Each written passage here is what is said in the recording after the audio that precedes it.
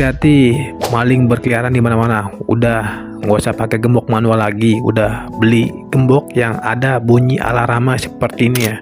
Bunyinya sangat kencang banget ya, karena ini bisa jadi warning buat tetangga atau buat kita yang lagi tidur terlelap ya. Jadi harganya juga murah banget, di bawah 50 ribuan aja udah bisa ngejaga kita, keamanan kita, rumah kita aman sejahtera. Pasti semua gembok itu bisa dibawa. Setidaknya dia bisa mengeluarkan warning buat si maling itu untuk ketakutan karena bunyinya yang sangat kenceng dan pasti kabur. Dan kita tes bunyinya seperti apa. Nah ini kan manual ya, bisa bolak kita balik ya kan. Ini bisa kenceng nih suaranya teman-teman, dia pasti kabur nih maling nih. Nah dipencet aja udah bunyi kenceng banget ya. Jadi udah buruan dicekot di keranjang kuning, harganya tuh di bawah 50